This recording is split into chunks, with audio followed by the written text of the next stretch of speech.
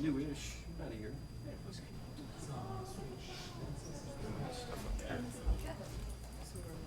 We've got 6 out of 7 at this point, so just leave a gap.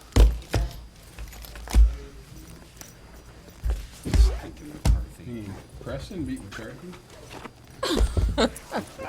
Oh, About my height and about a third of my width. Preston beat McCarthy. can you believe it? Not really. Put it down. Take the victories where they come. That's right. That's right. I'm glad you said that in front of everybody, so that everybody will make a mental note that it, has happened. Oh, well, maybe it's a, yeah. Yeah, just that much. Oh, I'll miss it. It's not a sad day. Very nice flowers. They're very nice. Oh, you all sent them to me. Did, oh, of course we did. I just didn't pick them up. Hi, how are you? Yeah, but what a pretty array. Isn't that pretty? Yeah. It's Oh, yeah. Nice.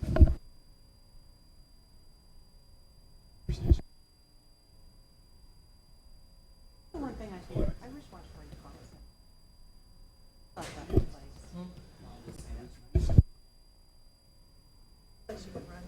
Yep. Yeah.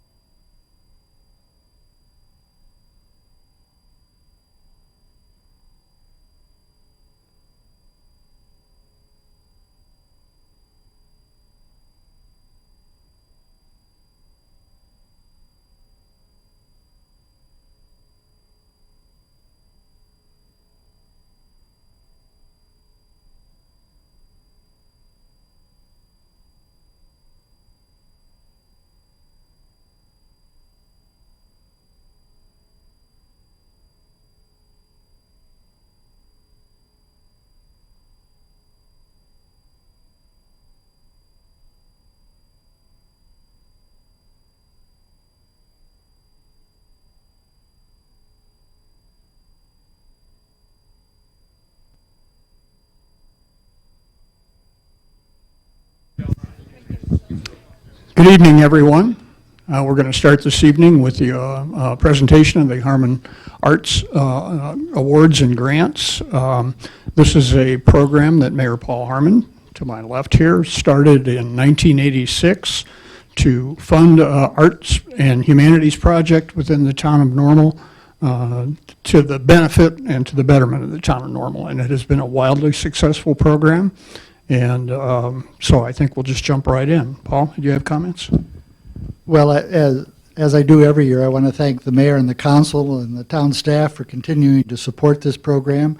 I think at a time when funding for the arts is being cut back at both the federal and the state level, that maintaining a program by the town is really quite commendable. And I've always viewed it as I view it as an extension of our Parks and Recreation Department. It's helping to provide arts and cultural kinds of entertainments and education for the community, which is part of what the Parks and Recreation Department does. So I don't view it as something outside the norm. I view it as something very much as part of what the town does in other ways. So with that, and again, thank you, Mayor. It says, oh, it is on. Okay. I will read the names of the recipients. The mayor will hand out the checks and shake the hands. So when the names are read out, if the recipient would come forward to get the check from Chris, that's how we'll proceed. So the first recipient is Brass Band of Central Illinois to help support their annual holiday concert. It's a grant of $1,150.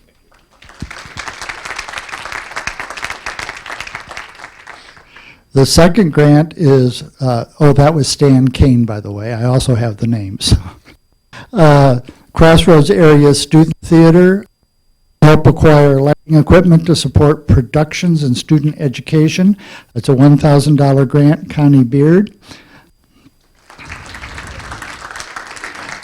This program provides educational opportunities for theater, and it's not like some of the other programs in town, so it's very good.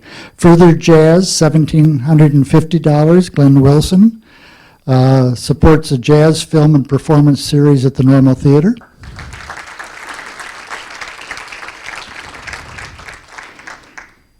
Heartland Theater Company, $2,500, Gail Dobbins and Reese Level. And this helps support the One Act Play Festival each summer. Well, they're not all here. Dean Brown is here, I know. Who? Bill Zimmerman's here. Oh, my goodness. The whole board's here. You name them, Gail. Okay. Michelle Woody, Nancy Nickerson, Ann White, Bill Zimmerman, and Dean Brown. Great. Whoops. Better give her the check.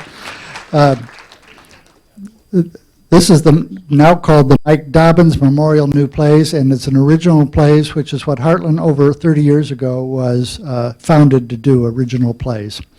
So the Illinois Symphony Orchestra, $3,500, Carolyn Yockey and Trevor Ortman. Okay.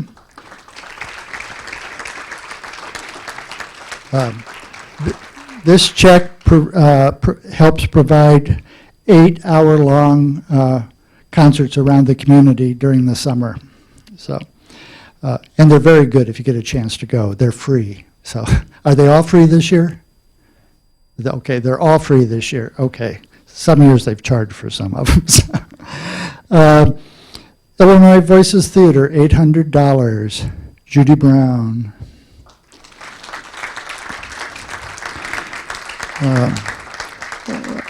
Barn Quilt Heritage Trail kickoff event where local poets perform original work at the Words on Quilts. So,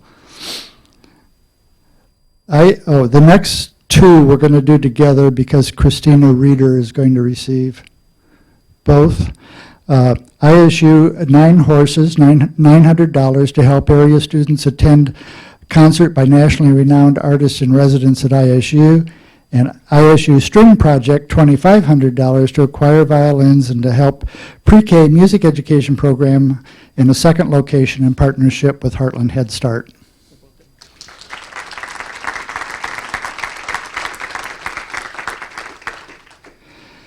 And ISU Music for All, oops, did that one? No, Music for All is Katie Bricker, is that right? Okay. $2,000, Music for All is an interactive program and concert designed for audiences with disabilities.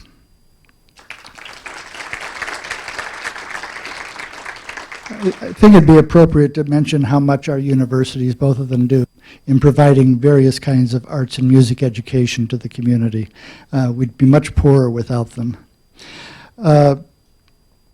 ISU Shakespeare Festival, Bill Prenovo.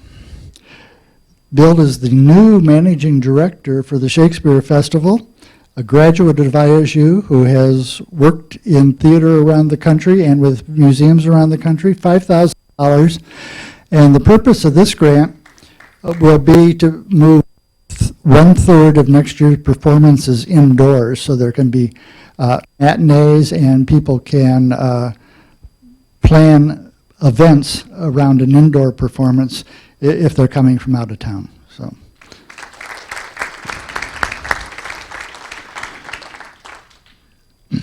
And get your tickets. They're selling fast this year. I was just told today they're $30,000 ahead of last year on initial sales. ISU Concerts on the Quad, $2,000, Angelo Favas.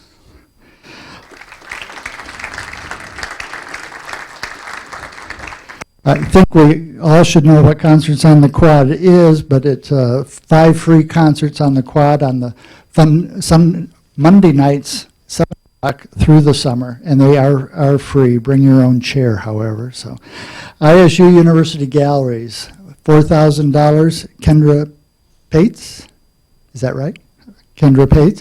Support a new exhibition and interactive programming focused on Normal's history, architecture, and residence. It's to go up next February, I believe. Hello, Barry. Barry Blumerman, the ISU Gallery Director, is here. Is February right for when, okay. Let's see, IWU Chamber Music Festival, $1,200. Lisa Nelson. And support Chamber Music Festival concerts that reach children and underserved residents. So.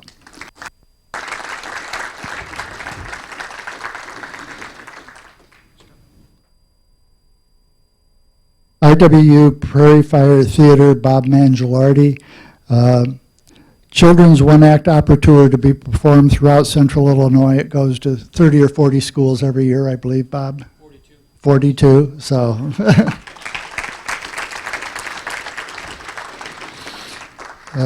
McLean County Arts Center, $3,000. Sarah, is it Seba? Okay. Hire local artists and purchase supplies for free workshops at Sugar Creek Arts Festival and at the Normal Public Library.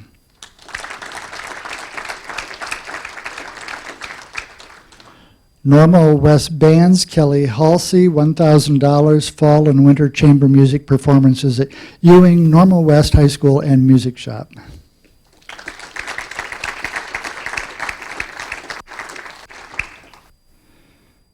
Penguin Project, can't read the name. Penguin Project, Susie Dees, Kira Dees, okay, very good.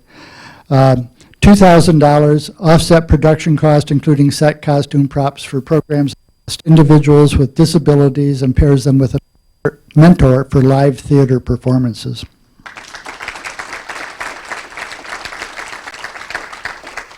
You will note that a lot of these grants go to things supporting children's education and that sort of thing. Seedling Theater, $1,000. Liz Austin, are you Liz? Okay, you're Liz, okay. $1,000 equipment to support summer camp and holiday performances for programs that enable special needs individuals to work with able-bodied peers to enjoy performing live theater.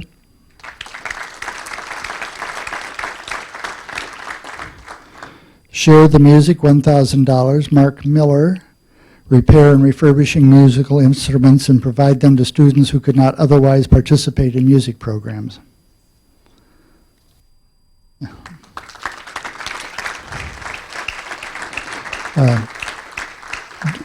Joy Hippensteel is with Mark, so I have to use 2 sheets here. Sound of Illinois Chorus, $1,500. Ken Ada, thank you, Ken. Youth in Harmony Program, a 2-day festival for students. Exposing the students to a cappella music. Twin Cities Ballet, $2,500. Julie Weidman supporting the Christmas Nutcracker performance.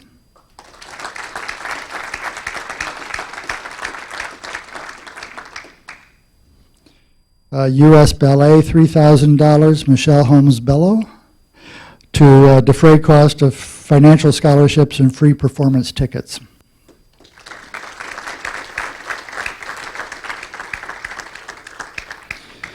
And YWCA, $3,200, Melissa Breeden, purchase supplies for weekly early learning art programs for pre-K students and students with disabilities.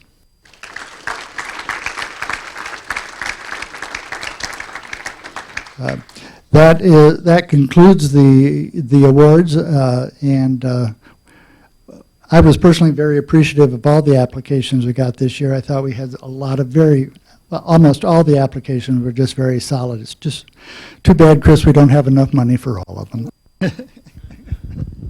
That's probably always going to be the case because the demand rises. But, just to say thank you for the incredible projects and arrays of activities that you undertake in our community that really makes our community a special place to be in. And best of luck with your endeavors. And again, thank you.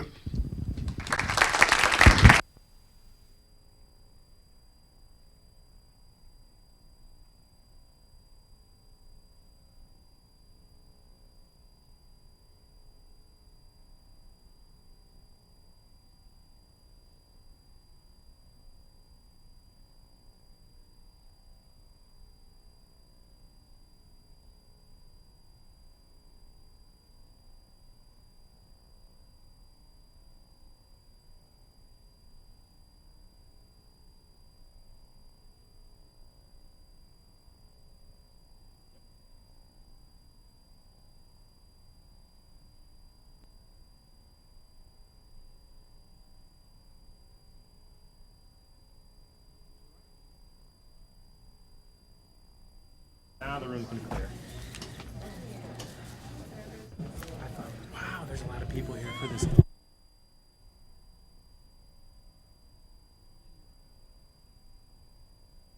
They're here for the free money.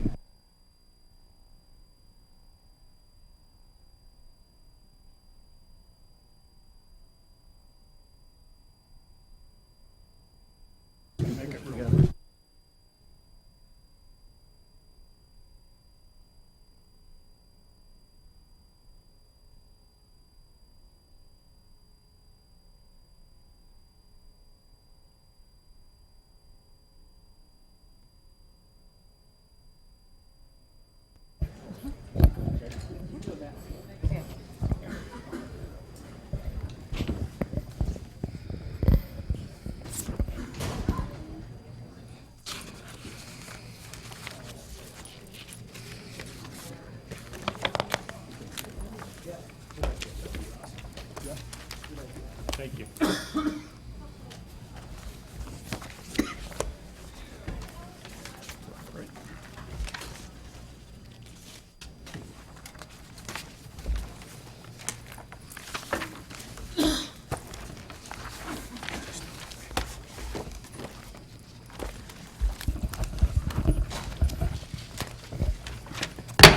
Call to order a regular meeting for the Normal Town Council for June 19th, 2017. Please call the roll. Mayor Kus? Here. Mr. Fritzen? Here. Mr. McBride? Here. Mrs. Cummings? Here. Mrs. Lorenz? Here. Mr. Preston? Here. Mr. McCarthy? Here. We'll begin with the Pledge of Allegiance. I pledge allegiance to the flag of the United States of America and to the republic for which it stands, one nation, under God, indivisible, with liberty and justice for all. We begin with the omnibus agenda, items that are considered routine and will be taken with one vote unless a council member would like to pull an item for discussion.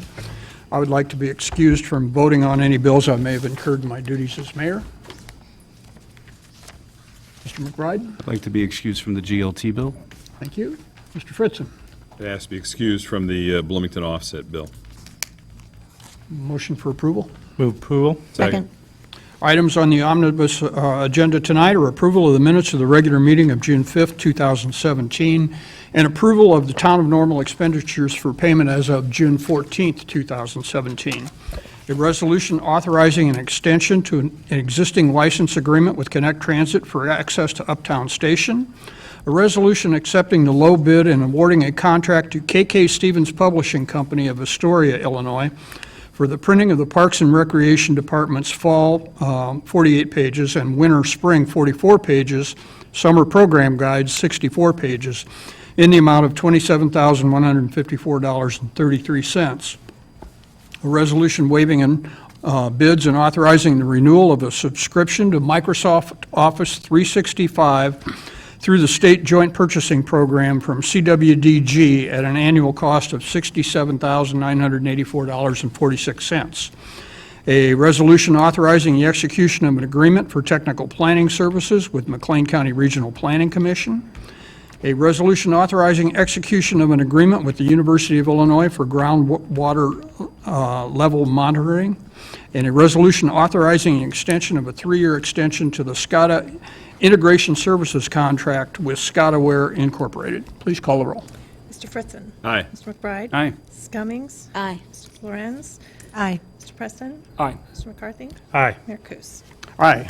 And for the second time, I forgot to start with public comment. We will go to public comment at this point. A number of people have asked to speak concerning tonight's agenda. We have 5 people that are wanting to speak tonight, and I will remind you that we'd like you to state your name and address for the record, if you will, and please limit your comments to 3 minutes or under. Taking them in the order in which we received them, first speaker would be Mark Tiratilli.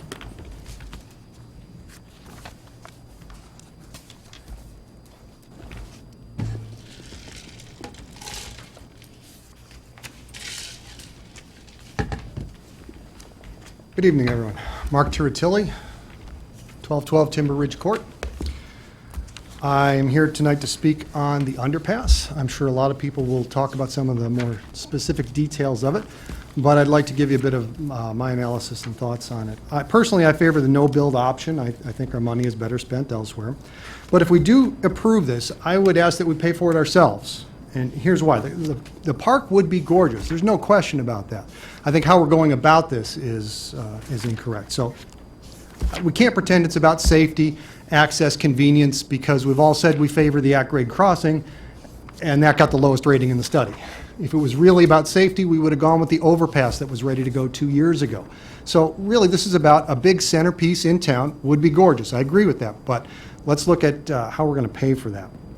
So starting with what's already been done, we had a study 2 years ago that reached the same conclusion that the WSP study just did. The council stated 2 years ago the reason why we needed to hire this New York firm was because it met the requirements for the federal grant application. So right away I'm saying, look, if we were paying for this ourselves, we wouldn't need to spend $1.4 million, which is about 10% of the cost. Okay, so right up front, we could do this better on our own.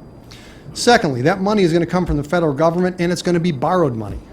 It's really our money anyway, but we're paying interest on it. And as we saw over the last election cycle, that means we're adding 50% to the cost just in interest payments to ourselves to fund this project. So I don't think that's a good option. Thirdly, the Tiger Grant program, which is what we're applying for, is slated to be removed in the current budget proposals this year. We don't even know if this money is going to be there. Okay, so again, I'm saying if we want to do this, then let's save up our money and do it ourselves. We'll save the interest payments, we'll save the extra study payments that we don't need to go through, and we can do it on our own for a lot less.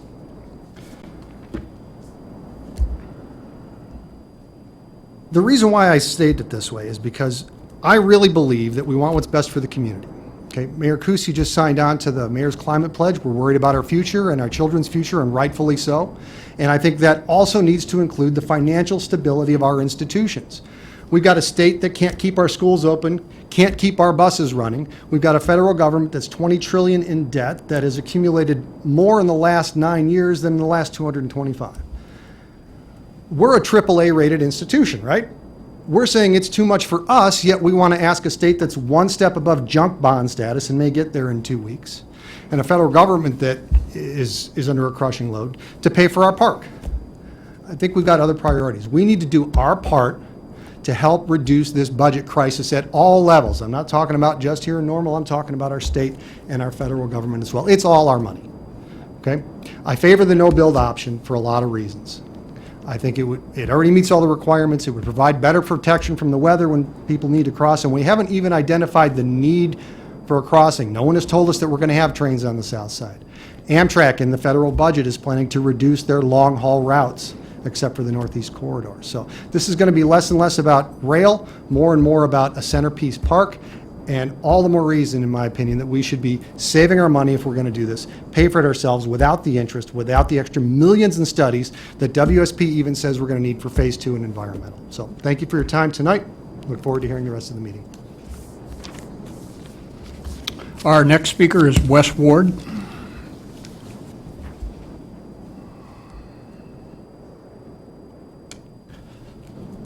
Mayor Coos and members of Town Council, I want to thank you for the opportunity to speak with you this evening. Just like Mr. Turtelli, I'm here to address the underpass, which I'm in favor of. As a longtime Bloomington Normal resident, I have used the trail. I have cherished the rebuilt Uptown Normal and find it to be an effective centerpiece for our community. I'm a finance major at Illinois State, and the first thing they teach you as a finance major is that debt creates value. So if we need to take out debt, like Mr. Turtelli said, we have to understand that there will be gains from taking out debt. So that's the first piece I want to point out. Second is during Mayor Coos's time as mayor, we have had incredible management of our town's financial resources, and I trust in him that if he believes that we can take on this debt, that we will be able to. On a personal level, I am a runner, I'm a biker, I'm a very active person, and I found myself when friends come to town, diverting them away from Uptown Normal. Not because I don't love Uptown Normal, I love it. I love the shops, I love the atmosphere that we've created there. But try to explain to someone from out of town how to navigate Uptown Normal on a bike or on foot. You'd rather them just take the street and go out of their way and not have to avoid the hassle of turn right, turn left, turn right, turn left. I'm not a fan of that, and since the Uptown Normal project has started, there's been one complaint from me and my friends and people from out of town who would be spending money and seeing our beautiful Uptown, and it's the eyesore of going all the way over to Linden and back, seeing the beautiful backs of our businesses instead of the fronts, and instead of having an effective underpass or throughway in that area. So those are my thoughts, and I know many of my students and fellow millennials believe the same thing I do, and I'm happy to be here to represent them tonight. Thank you for your time, and I hope you have a great evening. Next up is Ron Ulmer.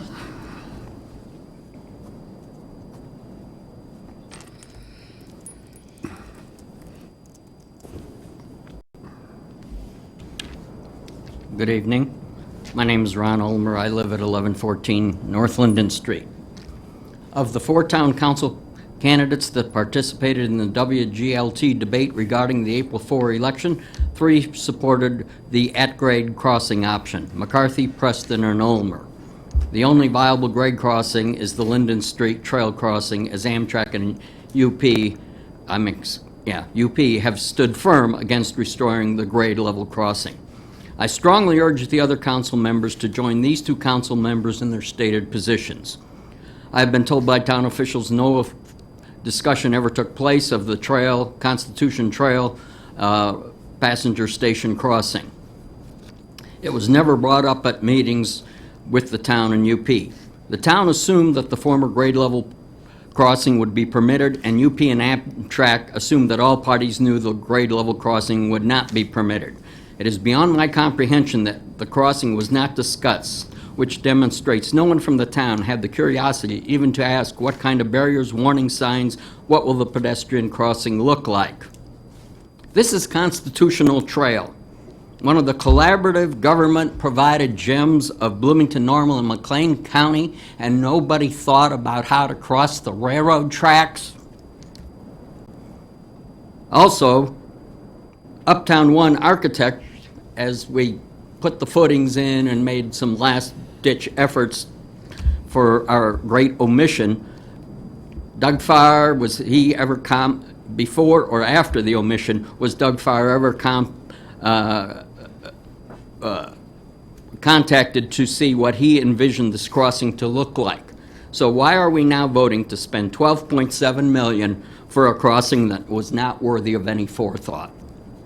Given the, I will not repeat what Mr. Turatelli said about the deficits at the state and local level. Running our deficits up just because we can get money, and if we don't get it, somebody else might get it, is crazy, and that's led to problems we're in. And I think funding schools is a lot more important than funding a park and a railroad crossing. Additionally, things that have never been brought up. The current old high-maintenance engines and cars cannot run at sustained speeds. The passenger car production has stopped due to the test car badly failing the collapsibility test. Funding for the new cars and engines runs out September 17th, 2017, as this was a part of the stimulus package. It is likely that no cars will be completed by then. The most recent article I could find on the internet was January 24 of this year, and the Japanese company that's producing them in Rochelle laid off another 100 workers. They have laid off workers on this car production every year for the last 3 years. What? Wind it up. You're over Okay. your 3-minute level. I'm sorry. While passenger rail counts are going down, maybe there will be no need for it. Normal's participation in whatever cost is going to be Normal's part of the cost of the underpass, overpass, whatever, will be much higher than estimated. I can state this with certainty, having witnessed construction adjacent to 3 properties affected by high-speed rail, which I own. Additional high-speed rail costs to date, but not included in the... Ron, could you wind this up, please? Not limited to the $300,000 budget adjustment, $270,000 for sidewalks, replacing the College Avenue retaining wall, replacing 3 gas services, and rebuilding the median near Linden Street crossing, partially or totally funded by the town of Normal. Thank you. Our next speaker is Carl Teichman.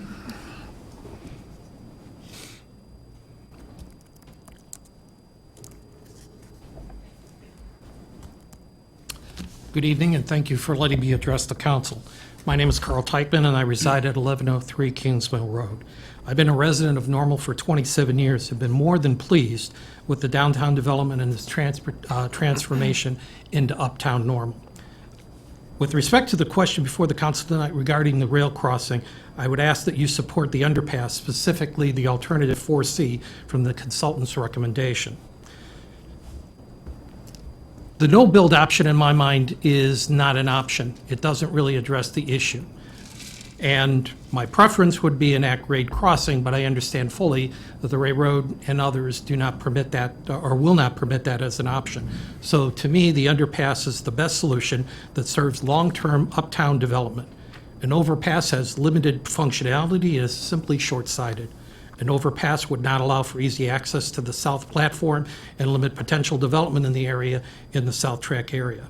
Aesthetically, it would look awful or look awkward and clumsy at the Uptown Plaza, and functionally, it only serve getting those individuals who need access to the South Plaza. It doesn't really allow for adequate transportation of or people wanting to go to the south side of that area that hopefully will be developed in the future.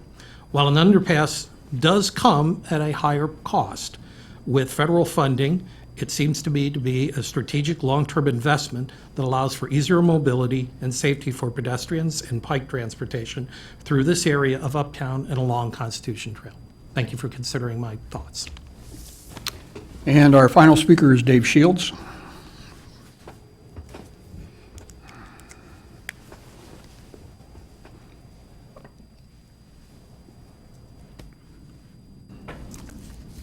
Hi, thanks everybody for a few minutes. I'm Dave Shields. I live at 701 Broadway in Normal. I am going to go ahead and voice my support for the underpass option, but primarily I'm speaking to thank you all for being so diligent about getting this right for the town. You have asked and asked and asked for input from the community and from experts to vet all of the options, and the overwhelming response has been, let's do an underpass. Thank you for taking very seriously your responsibility to thoroughly and transparently address all sides of the issue of moving homeowners and shoppers and passengers from one side of the tracks to the other as conveniently and safely as possible.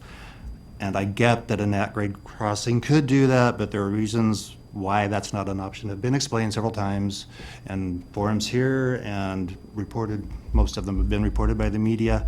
And yeah, even though we see some things, see some at-grade crossings across the state, just because you see something doesn't mean you can have it. I mean, I see several full heads of hair up there. I want my hair back. It ain't happening. I'm moving on. Thank you also for taking seriously your responsibility for using the town's money as frugally as possible to make whatever's going to happen. I know it's this body's practice not to move forward on any project unless you have identified where the money is coming from to pay for it.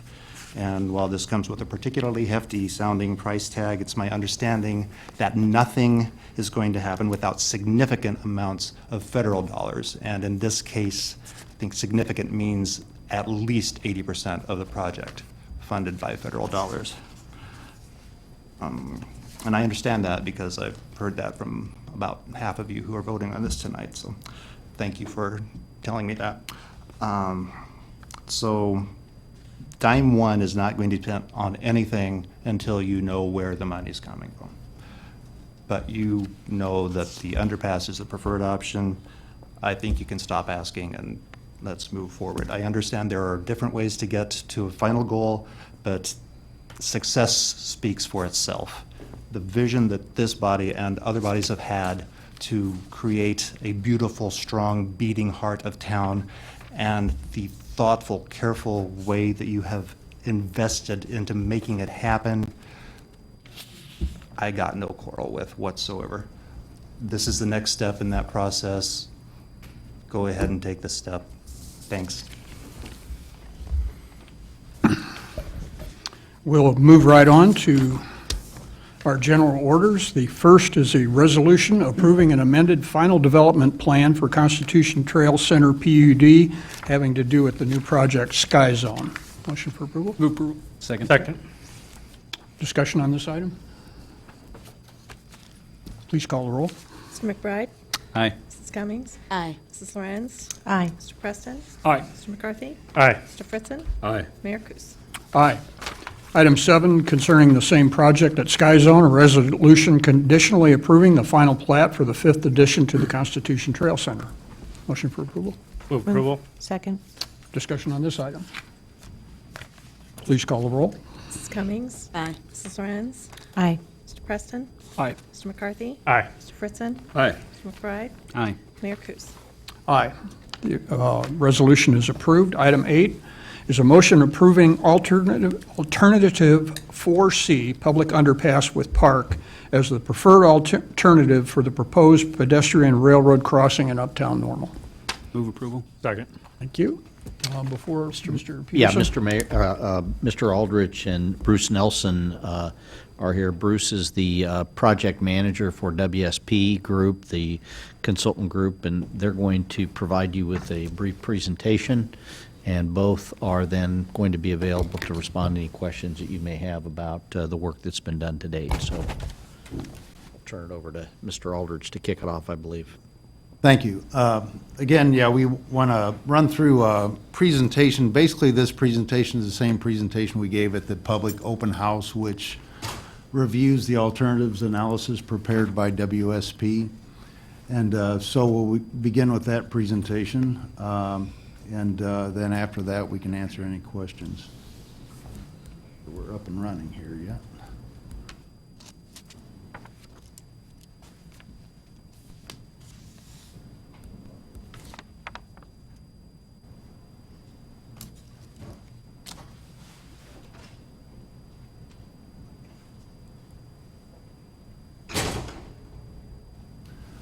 I'll just begin till we get this up. We did have a meeting, the council's meeting in February. You may recall we did approve all the criteria for analysis, the problem statement for the project, as well as the various alternatives that we would be studying in the alternatives analysis.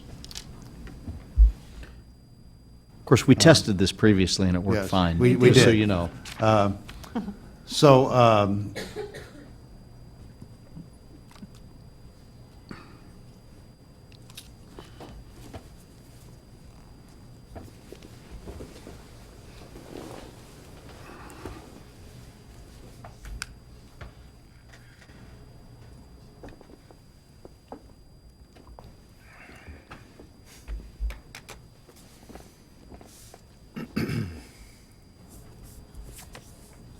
I believe this is a rain delay.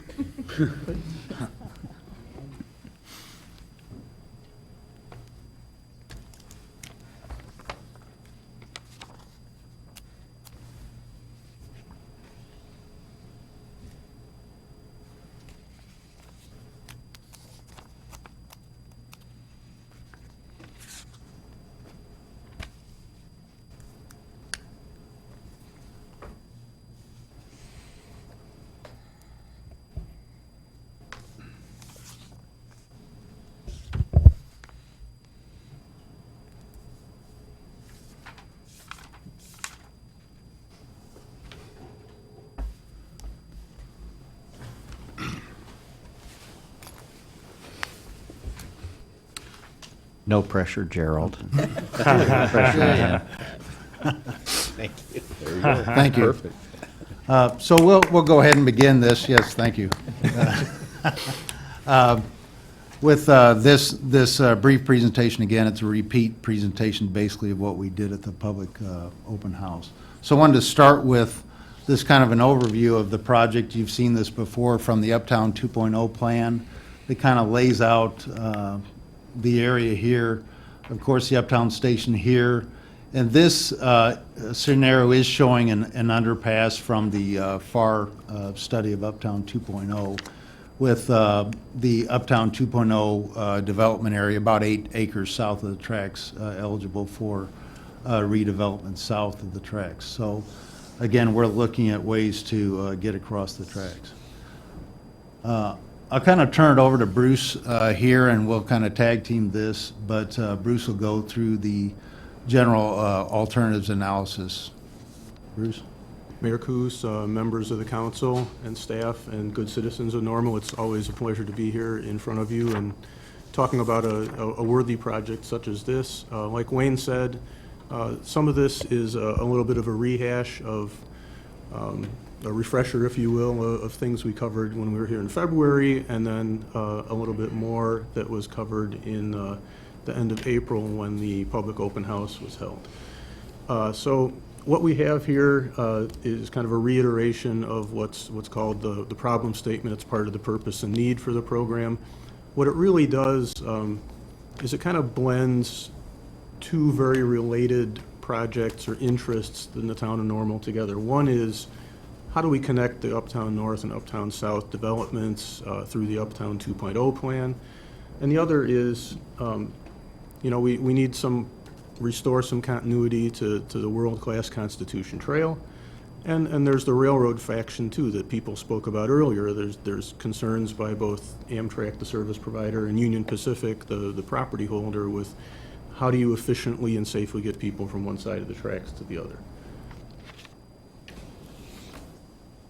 So here we have the project location map. I think it's no secret to everybody who's familiar with the Uptown 2.0 plan of how we connect Uptown North and Uptown South. There's obviously a very direct way to connect, and that directness is right out in front of our building here.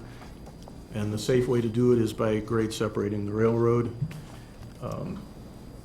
You see over there on the other side of the screen a project schedule. If you want to note that we're a little bit ahead of time right now. We had identified selecting a preferred alternative late summer, early fall this year, and here we are before the first day of summer, having concluded the alternatives analysis and collected public comments, and as you know, we're here to make a recommendation.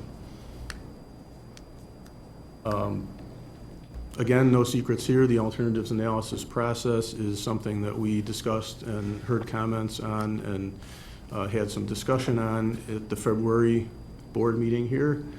I don't think there's a need to rehash this at any great level of detail other than there is an alternative screening, then there's a deeper screening process, and then there's an alternative that's arrived at that leads us into the environmental treatment and ultimately the preliminary engineering process.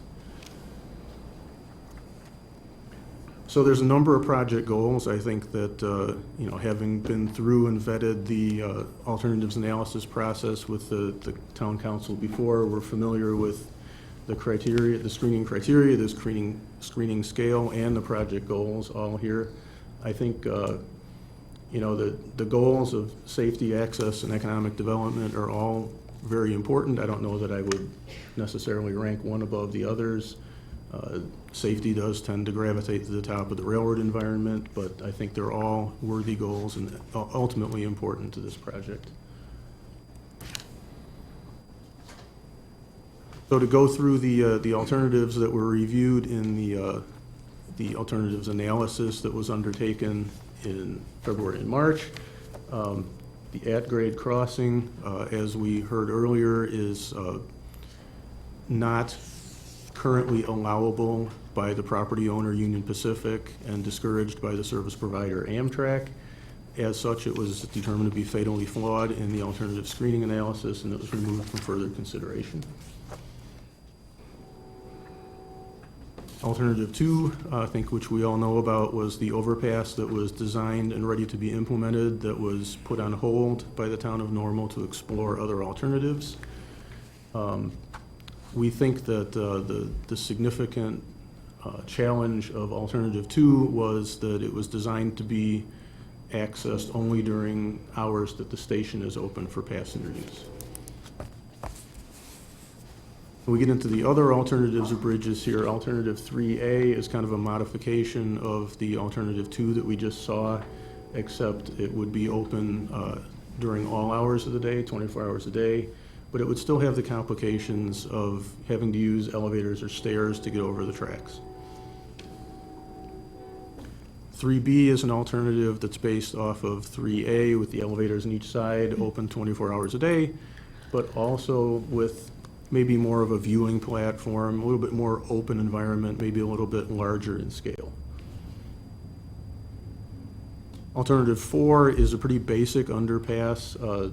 This is an example that has been put in place elsewhere in the Union Pacific system. It's obviously not visually attractive. It is functional, but it's limited by its capabilities in size.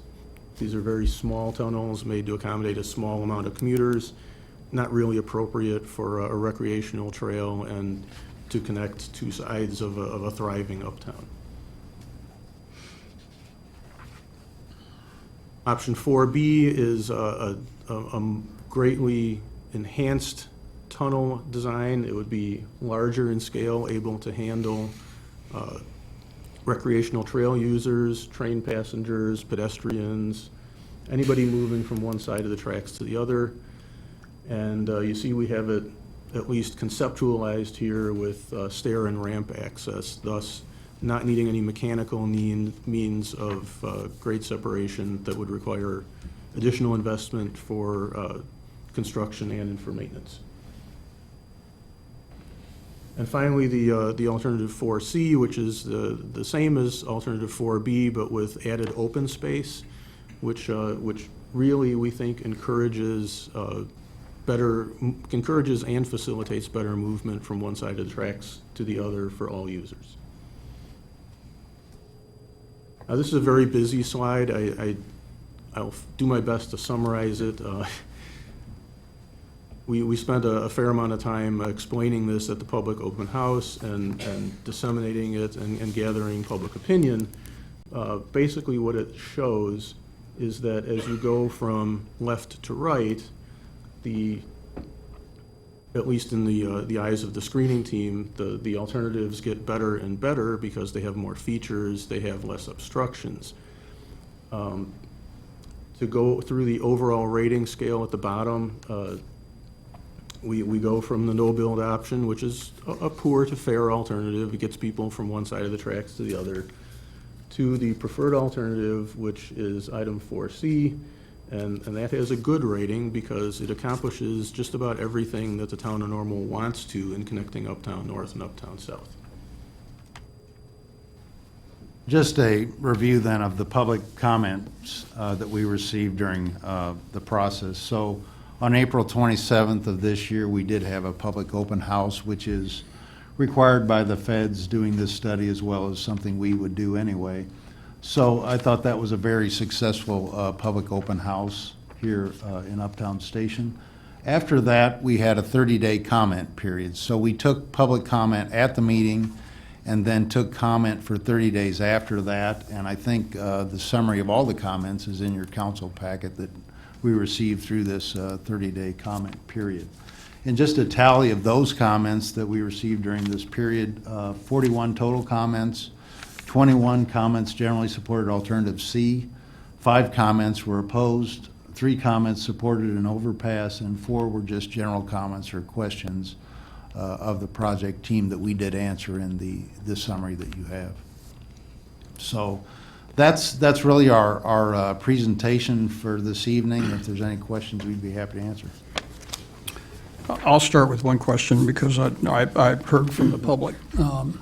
There's some thinking that the study is now done, that picking the alternative is the end of the study, and we know that's not the case. Could you explain how this continues after we pick whatever alternative we pick? Yeah, and Bruce can chime in. This is just really the start of our study.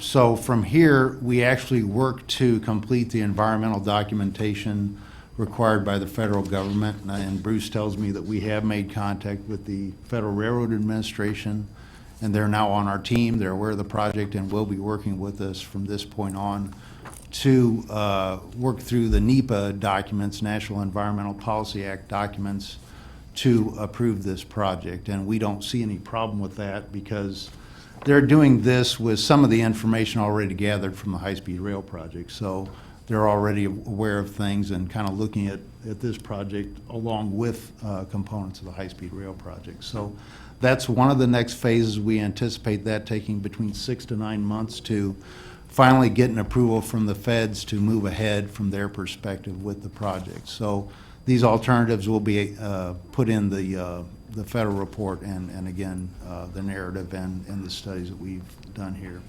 The next phase is really maybe the most intense phase, Bruce, and this is when we involve many more people from WSP, the engineers and other planners and architects, to really get down in the weeds on the design process, conceptual design. So we've done a lot of background information, gathering information on utilities. The surveys have been completed. So the next phase is to get the engineers involved once they know what the alternative is to really study that from an engineering standpoint and go from there. So that's really a major part of this project. Bruce, anything to add to that? No, I think that you've covered it in good detail, Wayne. I would only add that We will be able to conduct preliminary engineering work concurrent with the NEPA process, so it's not a consecutive thing. We've made up some time on the schedule, we've exceeded expectations, and we will continue to do that. And another note about the NEPA process, I think we knew from before when we got Tiger grants for this project, is NEPA is really critical to getting those other grants. So the feds will always ask where you at with NEPA when we apply for a grant, because that's very, very important to them. Any other questions for the team here? Lorenz? Question for Bruce.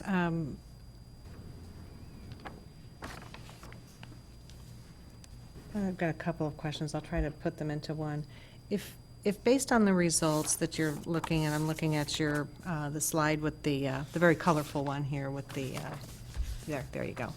I see at the bottom kind of an overall rating that I'm going to say that the no build and the original alternative 2 connector are not in consideration as far as how to cross the track, because no build doesn't accomplish crossing the track, and then the alternative 2 was something that we felt was not complete because it was passenger only. So looking at the remaining, it goes from fair to good. If I were to assign on your very poor to very good 5-point scale numbers to those, so 1, 2, 3, 4, 5, that goes from 3 to fair good, I'm going to call 3.5, to the last 2 being 4. Can you provide me a little more detail as to why one of those should fall out when it's only really off by maybe an order of 0.5 or 1? Well, I think that to answer your question, we could talk for a considerable amount of time. What swayed the team that did the evaluation was looking at the overall number of categorizations of the 4C alternative that were in the very good range. So not necessarily looking at the overall rating as a means all to end all, but when 4B and 4C came out, both being rated as good, looking at them in detail in each of the individual ratings and say, well, gee, 4C has 3 more elements that were rated very good than 4B did. So I think that, you know, mathematically, if we developed a way to weight all of these and add them up, maybe the difference would be more clear to everybody, but the subjectivity of us led us to the conclusion and the methodology that we had. Okay. Further questions? Mr. Fritzen? I don't know if they're questions as much as they are observations that maybe you can respond to. I think one of the things that makes this a bit difficult is that it is the first step, and yet we're being asked to kind of make a 25-year decision here, as I see it. And just kind of thinking back with Uptown 1, you know, we're about 20 years into it, from concept to build out, and you know, there's still some parcels that have not developed yet, but we know there's things being considered for some of the non-developed parcels. And you know, we have a sense of how that project has gone and how long it's taken. And so I think scope is an important thing to consider here. And so it's a difficult decision that we don't have, at this point, we have cost estimates of what, you know, it could cost to go under with a 26% contingency built in, which probably, you know, rightfully so, at least, I guess, especially considering going under. we don't really know what it's going to look like. We have some conceptual renderings that, you know, FAR did and you've done and whatever, so I can't decide based on the appearance, and it's hard to grasp what's the plaza between here and the Children's Discovery Museum going to look like, because anytime we're talking either going over or going under, we're talking about approach and you know, the degree of slope and everything on your ramps and whatever, and when you've got a confined space, you know, you're talking about going back and forth or, you know, one way or the other to achieve that. So it's difficult to really see conceptually what it might look like. And there is the funding uncertainty.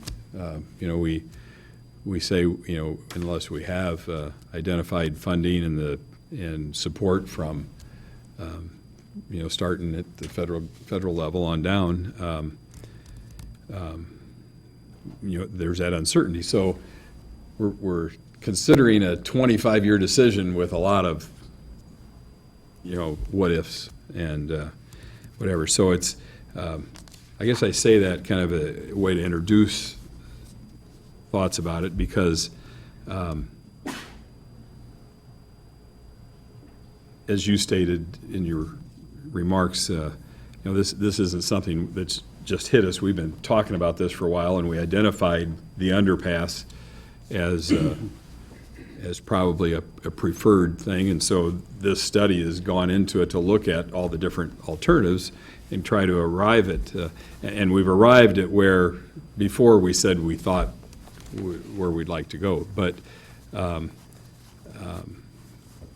so it kind of has a feel of, well, of course we arrived at that, you know, and what was all of this analysis, is it just one of those necessities to get to where you really wanted to be in the first place? You know, I think there are some people that would look at things that way. So, but it's not really that easy for me. I think scope-wise, you know, the fact that it is a 25-year decision makes it extremely important that we do get it right. And one of our commenters earlier, in his opinion, says, you know, we've gotten it right up to this point, so we definitely want to get it right at this, you know, at this juncture as well. So, all that being said, you know, the purpose is to move people. Initially, when the station was built, it's to move passengers. You know, we know long-term that the plan is to have, you know, trains on both tracks, perhaps simultaneously. I mean, we do have two sets of tracks now that we didn't have before, so it's headed in that direction. But because of the Constitution Trail, we also have moved a lot of pedestrians, a lot of cyclists through the area over the years, who have been inconvenienced now for a number of years by having to go, you know, to Linden or to go to Broadway, which I think one of our commenters indicated is not a preferred route because of the bus traffic coming in at the west end of the garage. So we're really limited right now for pedestrians and cyclists. So a better solution for them is important as well. I guess one thing I would ask to give me, because my sense is that maybe we dismissed or haven't seriously considered the overpass with Overlook and Plaza in comparison to this.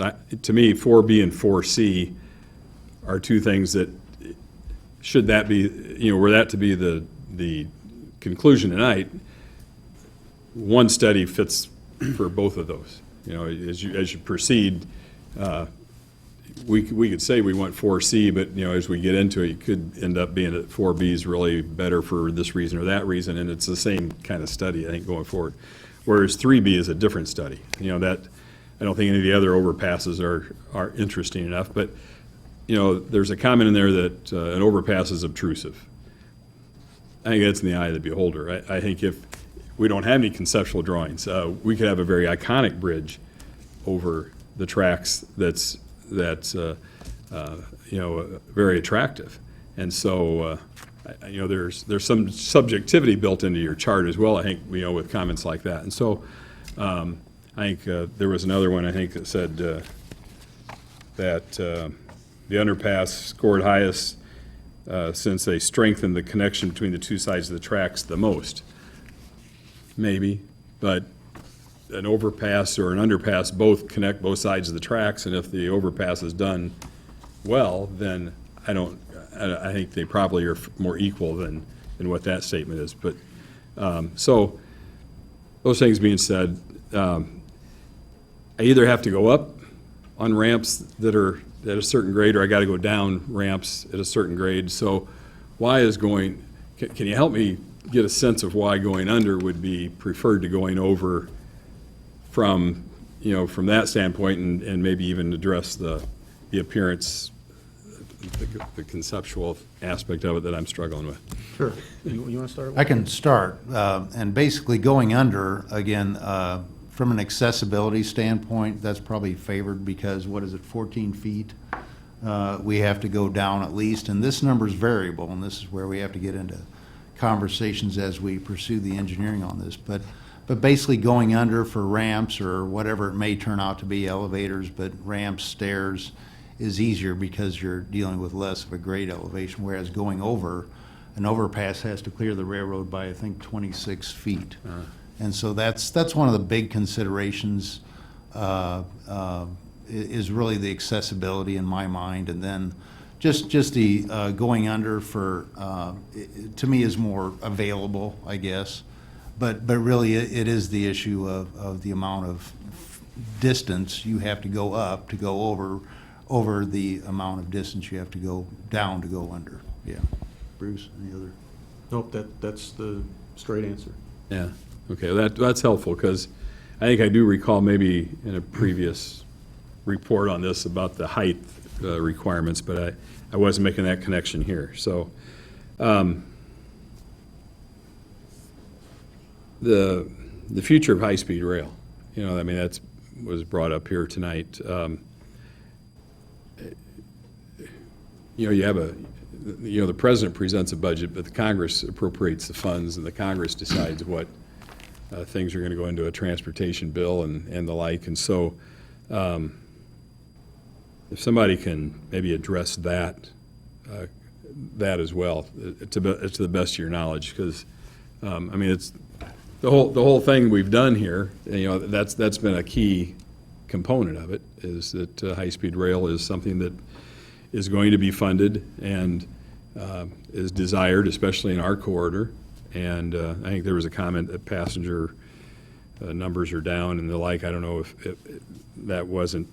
that's overall with Amtrak, or if that's this corridor, or what the speaker was referring to. But thoughts on that? I've had a number of conversations with Secretary Blankenhorn about this very issue, and the locomotives are going to arrive. Those are in process of being built right now. It was, as was stated earlier, there were some issues with the train cars that they did not meet funding. All the funding for rail cars on the state routes and for the locomotives on the state routes is state funded. And the state used the ERA money to fund the locomotives. And I think it is their intention that some of the money that was unspent on rail cars was spent on other projects, which would free up money to do rail cars at such time that they found a manufacturer who could make them. So that's kind of where it stands right now. Well, if I could just add, Mr. Fritzen, high-speed rail, it's generally been funded in this corridor. It's funded. It's done. And I don't mean that literally, but the money's been obligated. Most of it's been spent. The rails have been upgraded. that's not going to go away. That's a beautiful thing. That's there and it's done. And there may be some question on future high-speed rail initiatives, whether the funding is there. But fortunately, we were first in, and the funding is secured and it's been spent, and we are now benefiting from that. I think so that high-speed capability is here. I personally think, this is my opinion, whether the trains are going 110 miles an hour, 80 miles an hour is not that critically important. I think what's critically important is the service. And I don't see that changing, particularly what I will call the local or commuter service between St. Louis and Chicago, which is the most important and the most used in this corridor. There may be some question long-term about the what I call the long trains, the cross-country trains, whether that funding will ultimately be secured long-term, I don't know. I think that's, if there's some jeopardy, it's there. But I see very little risk that the short-term, the commuter trains between St. Louis and Chicago will, that funding will be lost. In fact, I have every expectation that frequency is going to grow, and that's what's really important to us. So, we're in already. We've got the facilities, the work has been done, the tracks have been upgraded, and I don't see that changing, certainly in the near future. 10, 20 years from now, who knows? I would like to believe that people will realize the importance of passenger rail service, and it will be enhanced. But I think we're in very good shape as Congress debates these funding priorities for future rail projects, because we're already in the horses in the barn, so to speak. I guess just a couple more things. Getting back to scope and the importance of the decision, I think, with the Uptown 2.0 study, that changed things. There may not have been a lot of thought up front about how we get across the tracks from north to south initially, but this really has changed things. So the conversation is different now than it was 15 years ago. So, and if a new library is to be built on that south campus, then that's kind of the mirror image of the Children's Discovery Museum, and we want to make sure that we enhance the accessibility there. What did I read? We already have 400,000 visitors a year to our library. That's a lot of people on a daily basis going in and out of what I like to call, when I have a discussion with a voter now, I call it our resource center. I don't call it a library because of the people my age think books on shelves, and it's really a community resource center, and I think that's an important distinction to draw. And so, if that's something that is going to be located there, then I think it's important that we make it accessible. We're talking economic development. There are pockets of opportunity for economic development in the community. We know that on Veterans Parkway, there aren't many opportunities, save tearing something down. There's some open property to the north end, but there's still really not a lot of developable property there. And redevelopment in the center of town benefits the whole thing. Some people say, "Well, you've spent too much time on Uptown, and why is it always Uptown?" Well, if Uptown had the improvements Uptown had not been leveraged that we've done so far, then think back, those that have been here, think back 20 years and think deterioration from what it was 20 years ago.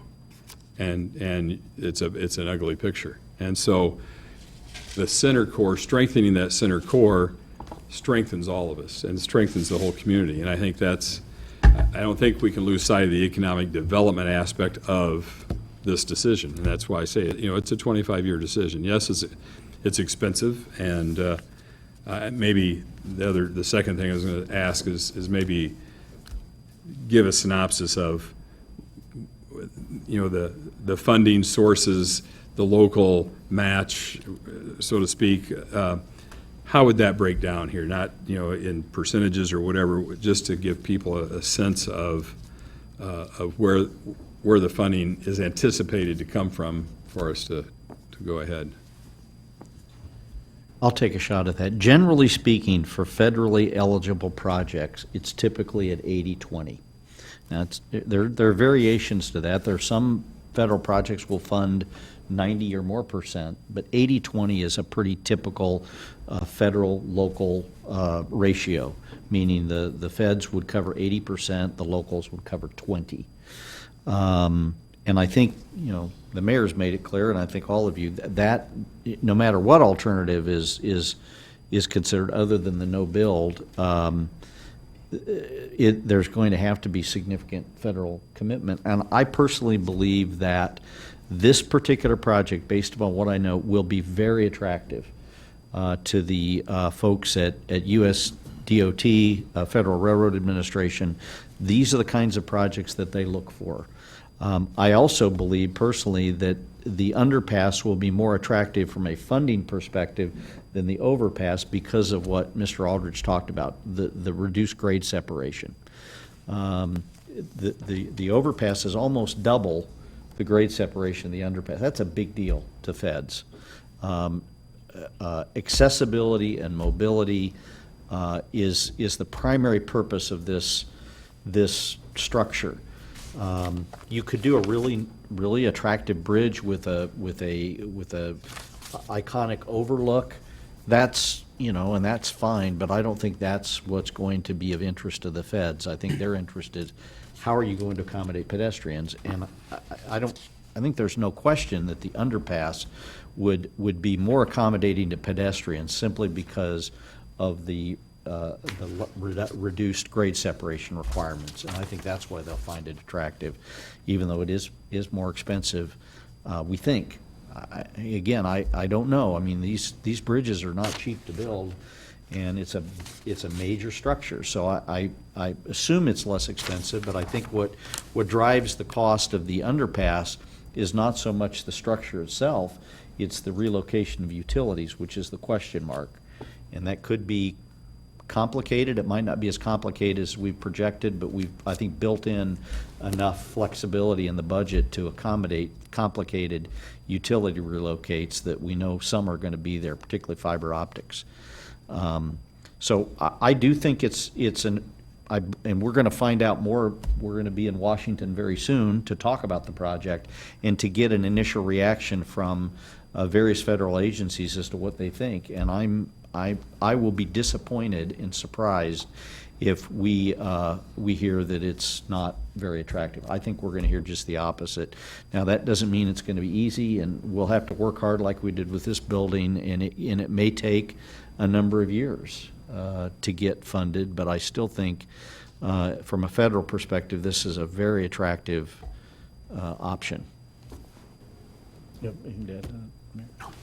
None on that. You covered it well. Sorry? Mr. McBride, did you? Or Ms. Cummings? I did have a question. And I know I've kind of talked about this, and I really would like for you all to share a little bit more in depth. I know we've talked a lot about safety. We've talked about the beautification. We talked about the convenience and ease of use. We talked about pedestrians. We talked about cyclists within that equation. But there's also pedestrians that we have not really talked about that also this could impact. And I'm concerned, and I know that there has been a couple constituents who have reached out to me with the same concerns, and it's more so on the ADA spectrum.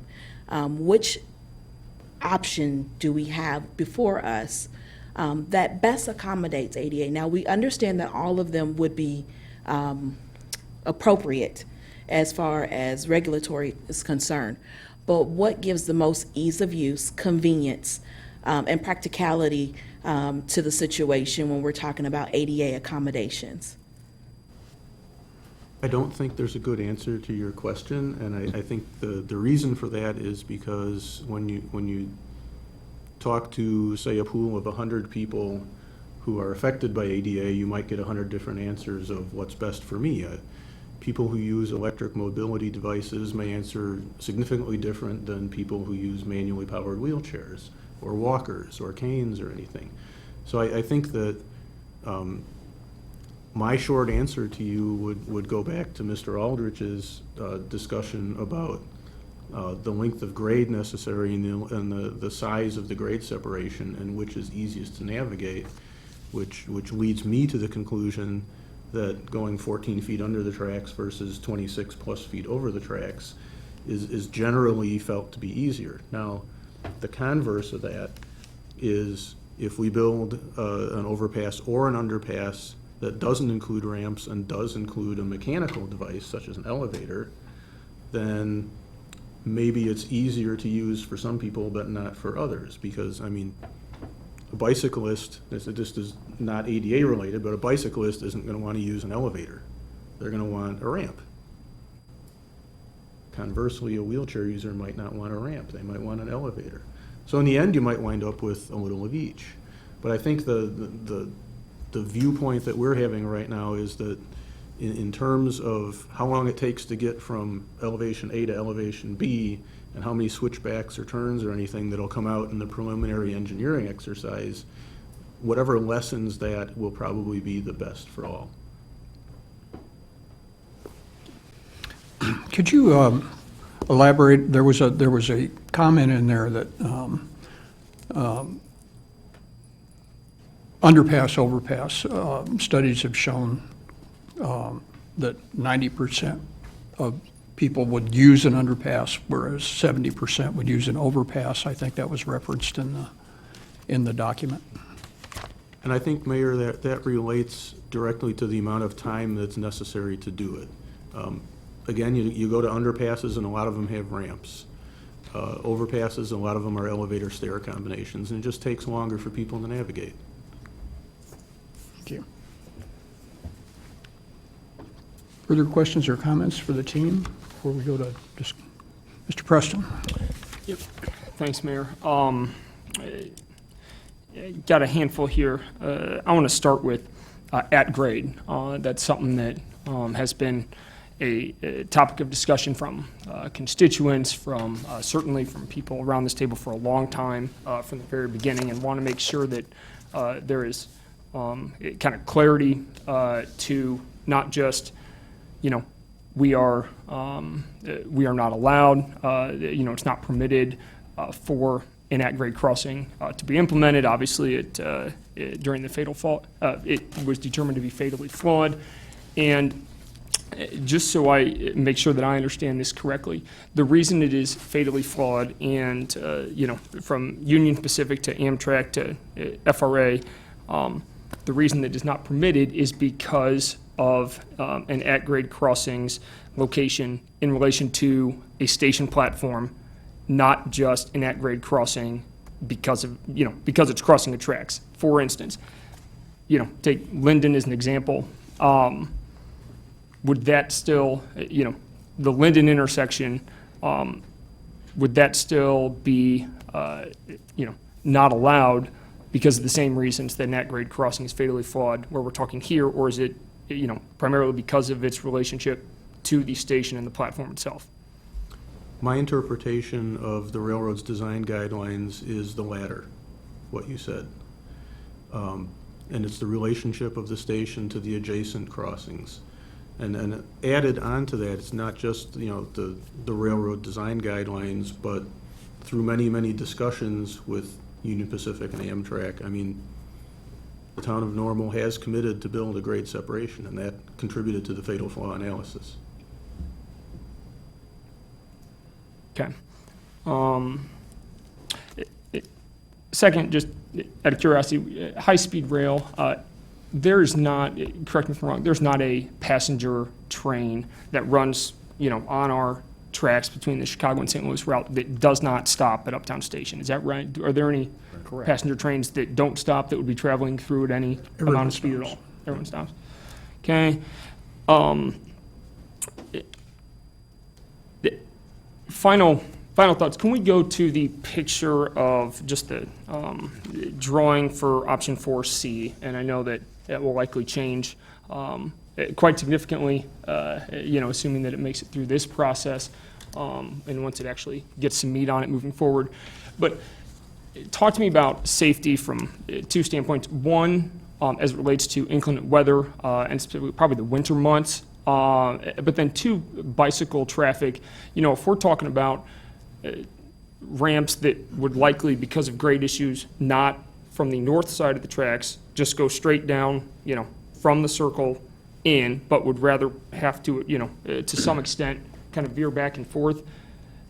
I mean, visibility for bicycle traffic as it relates to that, with pedestrians and passengers with suitcase and everything else, also sharing that space, and the 90-degree turns, it would likely, I assume, you know, have to be part of the design.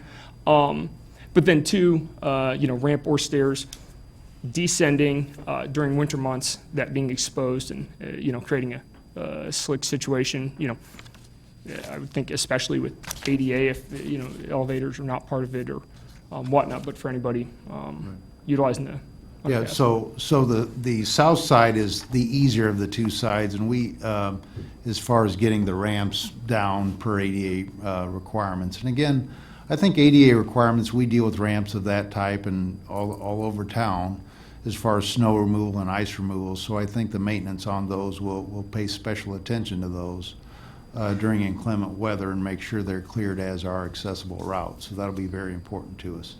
The north side, of course, is harder to get those ramps, but we have seen some plans based on engineering that we'll pursue that may make those areas more accessible, but it really does depend on that distance between the tracks and the grades. So we will be working on that as we proceed with potentially an underpass option. But grades, yeah, highest priority to snow removal and things like that in this area, yeah. And we may not be there yet, but given the amount of physical space in Gateway Plaza right now, the north side of the railroad, do we think it'd even be possible that a potential underpass could just start, you know, at the circle, you know, at the sidewalk, at the street, and go straight down rather than having to? Probably not with the accessible ramp route. Now I think we have, in the Uptown 2.0, we talked about different ways for bikes to traverse with the stairs. I mean, we talked about ways to do that, but to get the handicap accessible route, it would have to take more of a curvilinear route like is shown on the diagram there to the left.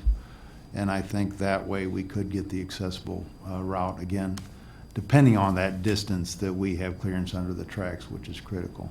But no ramp straight directly down from the circle to that underpass. That just a straight ramp would not meet the ADA requirements. And it's certainly possible that an elevator would be part of also that Potentially, solution. yes. Certainly for either overpass or underpass on the north side. Right. South side, there's a little more flexibility, as you said.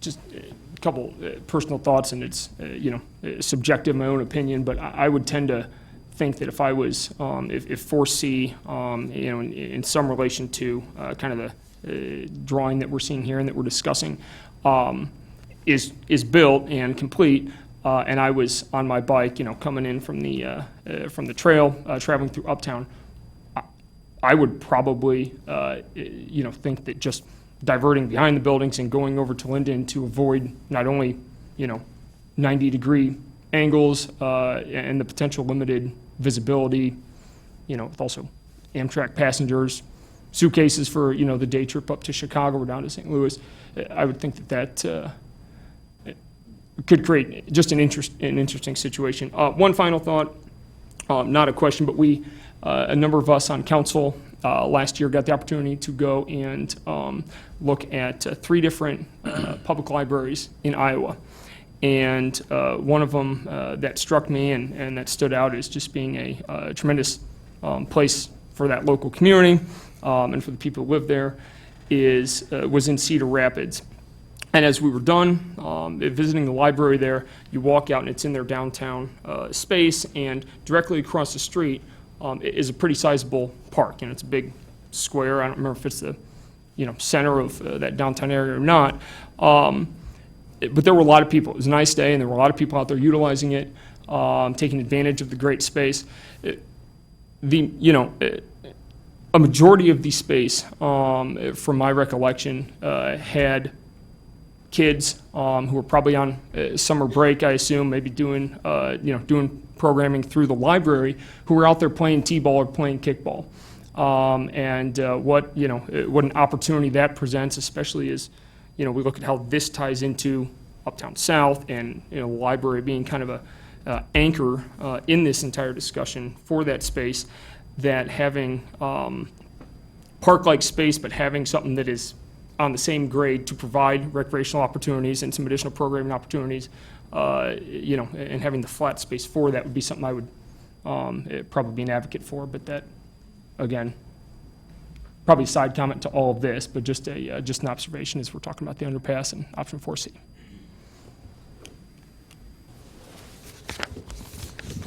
Further on this, Mr. McCarthy. Well, He had his finger up. Go ahead. some thoughts, not necessarily any questions, but we certainly do appreciate your time, and I very much appreciate the alternatives analysis. And I think my colleague, Mr. Fritzen, might have touched on some of this, so I apologize if I repeat what you said too much. But we've heard some red herrings tonight. Funding schools is more important than building this park. Well, of course, but that's also not the option that we're discussing. We're making a preferred alternative for this particular project. I appreciate the analysis and the work that went into the analysis. It strikes me that the reason this community has been so successful for so long, and that includes the success we've had with Uptown, is because we take time to do things the right way, or upon discovering that they're not feasible or not possible, then we don't do them. And that takes research and that takes study. So, addressing specifically the idea of spending money on a study like this, I think that's exactly what we're doing. We have looked, the analysis is very thorough. I think it's pretty clear that 4C is the best alternative, all things considered. I think the community has spoken. I was a little bit surprised that we only had 41 comments on this. Ms. Lorenz and I were speaking before the meeting. I thought we'd hit triple digits with a full month, an opportunity to comment, but we didn't. 41 comments, 29 in favor of this option. It's pretty overwhelming. So it's still possible, depending on funding, that this doesn't happen. But I think this is the path that we should be pursuing, and I'm very much in favor of pursuing it. Mr. McCarthy? Thank you. Thank you for the analysis and for staff for all the work on this. This is, I think my colleague called it a 25-year decision. Hopefully I'm around to see the fruition of whatever we decide tonight. A couple of things I want to kind of clear up, or really one main thing is questions I've gotten in the last week or so when this was made public, what it was going to be on our agenda, is what we're actually doing tonight. And it's probably pretty clear to everybody in this room, but I just want to say it publicly. Tonight we're making a decision about an option to go forward with phase 2 of this study. We're not making funding decisions tonight. We're just making a decision about which option we're going to do in-depth study, so we have an idea of what it might actually cost and the feasibility of it, and whether we actually want to do it or can do it or not. When talking with people, I had about 7 people in the last several days address me. We've heard 5 tonight. If I tally those up quickly, I get to 37 in support, which is even more overwhelming. And so while the campaigns are quickly fading, I'll bring it back because for me it wasn't too very long ago. I was asked a couple of key things. One is during the campaign to do well. As a reminder to everybody, my campaign was at the doors of almost 4,300 voters, and I talked with well over 1,500 personally. And they asked me to keep moving the community forward and to consider the cost in all the decisions. Those were the 2 overwhelming comments I received. So to that end, my overwhelming question and consideration tonight is, what does the public want me to do? And I think it's been pretty clear, albeit maybe not as much input as we would have wanted and would have hoped for, but what we've gotten so far has been pretty overwhelming in one direction. And for me, this is pretty important. On the cost side, 4C seems to be pretty overwhelming, and certainly where we're leaning. And for me, over and under, from the accessibility standpoint, the ADA concerns of my counterpart, which may be addressed more efficaciously by an underpass, least obstacles for the greatest number of people trying to get across the tracks, passengers included. It seems to be the most utilitarian choice for us tonight. But I just want to say publicly that unless we can, this is a very expensive thing we're considering doing.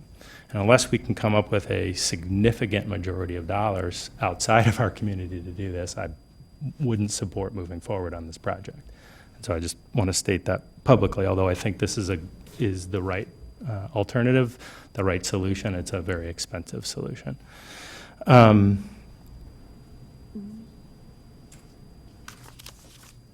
One question I have, and I'm not sure how much we can answer this or not, probably for you, Bruce, is in deference to my colleague, Mr. Fritzen, speaking about if I may, a pretty bridge in the air instead of an obtrusive bridge in the air.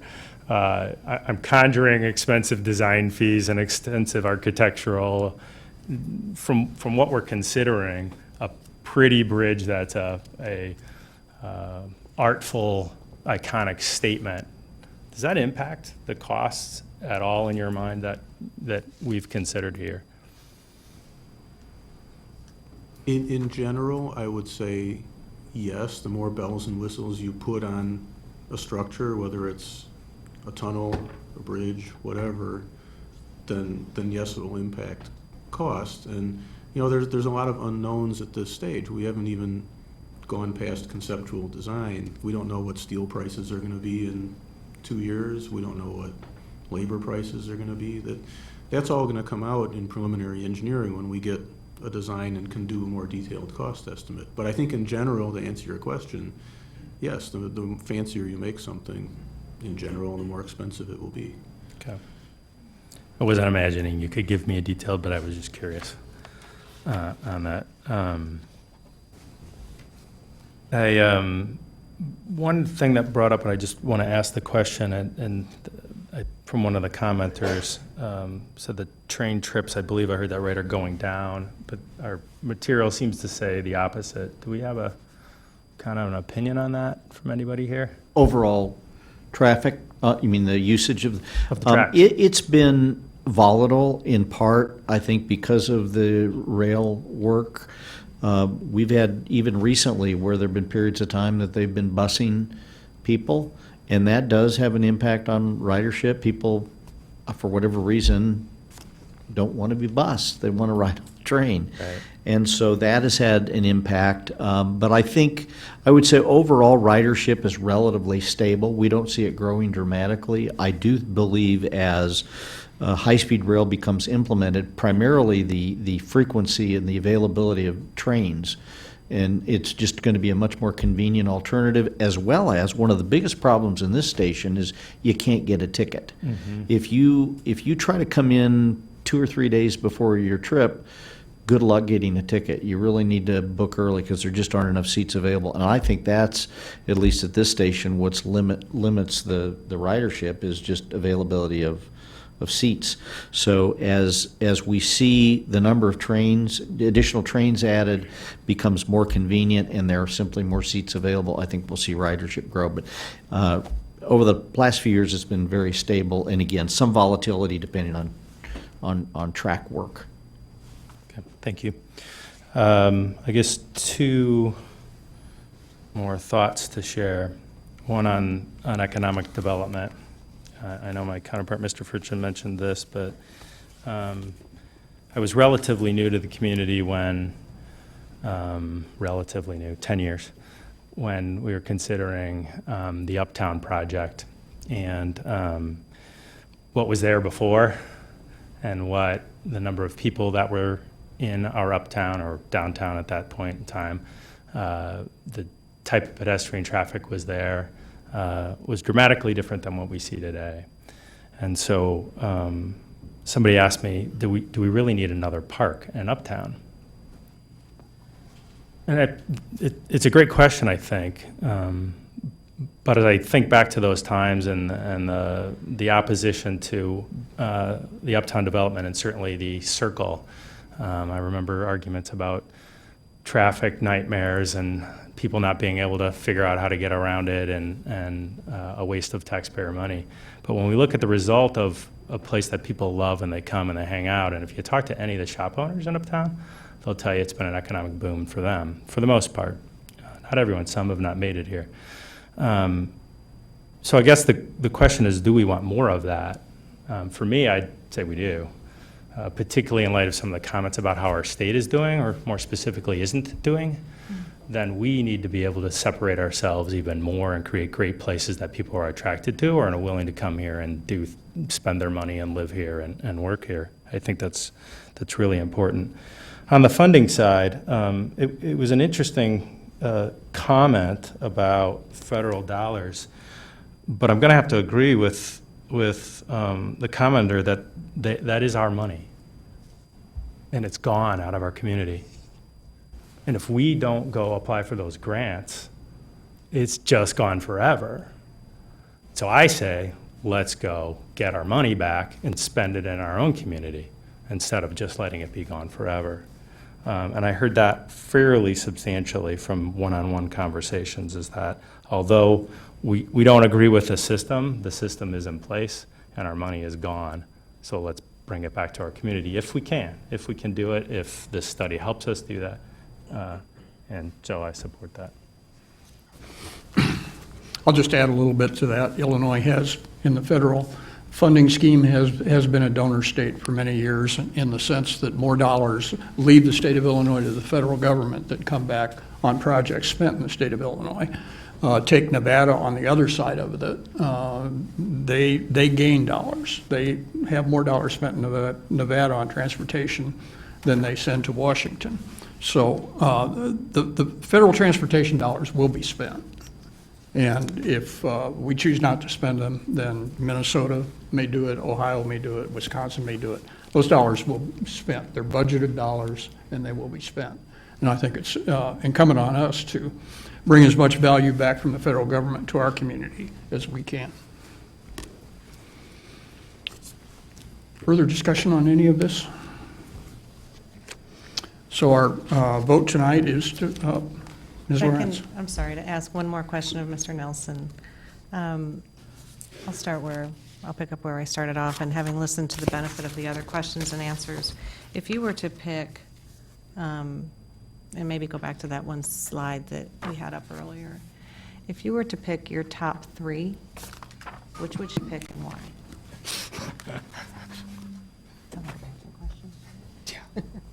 What I would pick is not necessarily what would be best for the town of Normal. Nobody knows that better than you, Mayor, and council members and staff and citizens. So I respectfully will not answer your question because my opinion is not what counts here. Okay. What counts is what Normal wants and what Normal needs. And I will be upfront with you and say that I was not an evaluator in the screening process. That was done by my planning team. So while I may have an opinion, it's not for me to say what my personal opinion is because this is about Normal. It's not about a guy who lives in Chicago. Okay.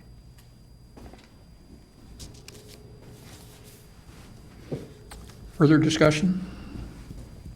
The vote is to consider approval of moving forward on option 4C. Please call the roll. Mrs. Lorenz? No. Mr. Preston? No. Mr. McCarthy? Yes. Mr. Fritzen? Aye.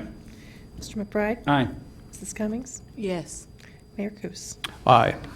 The motion is approved. That concludes our general orders. We have a couple of items of new business. The first is a motion to approve an appointment to the Human Relations Commission. Motion for approval, please. So moved. Second.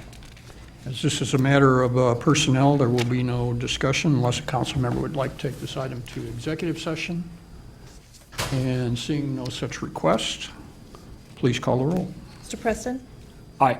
Mr. McCarthy? Aye. Mr. Fritzen? Aye. Mr. McBride? Aye. Mrs. Cummings? Aye. Mrs. Lorenz? Aye. Mayor Kus? Aye. The appointment is approved. Mr. Fritzen, would you read that appointment?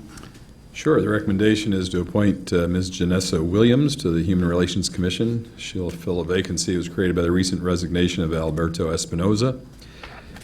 Ms. Williams first moved to Normal in 1973, went on to attend Illinois State University, where she received a degree in accounting. She spent 16 years working in the Chicago area, but returned to Normal in 2004, when she accepted a position working with her alma mater. She's a CPA and currently engaged in building her own accounting and bookkeeping service for small businesses. Outside of her professional accomplishments, she helped establish ISU's Umoja Celebration, a graduation event that is representative of African American tradition, heritage, and culture. She's an active member of the Illinois State University and Delta Sigma Theta Sorority Alumni Associations. Ms. Williams frequently volunteers her time to serve as a mentor and advisor to current students. I had the pleasure of serving with Janessa on the Alumni Association Board of Directors, and always enjoy encountering Janessa because I always get a hug. So glad to introduce you to Janessa Williams. We do have a motion to adjourn to executive session to discuss matters of litigation. Before taking that motion, do we have Just for point of clarification, Mr. Mayor, the motion for the litigation is going to cover both pending litigation and probable litigation. Thank you. So this motion would cover pending and probable litigation. Before taking that, are there council concerns? I just have a remark, been part of the presentations of the Harmon Art Grants since their inception, other than my short absence there back in the late 90s, early 2000s. But tonight, just observing the number of organizations that are engaged in activities in our community to provide, just a diverse approach to the arts and humanities. For some reason tonight, it just really struck me how fortunate we are to have so many people engaged in that way, and for us to be able to do a little bit of something to help them out. And I think Mayor Harmon was correct in saying, it's an extension of what we are programming, but yet it's not something we're providing. We're providing an assist, but these aren't programs that somebody's relying on the government to provide, which is, I think, really a great thing to see in a community. It's what makes, part of what makes the fabric of Normal and Bloomington so strong is that there are a lot of people with talents and personal resources that are willing to share those with others and to teach them to others and pass them along to others, and they aren't relying on a governmental entity to do it. They're doing it through their own, probably a lot of volunteers and the like for the most part, but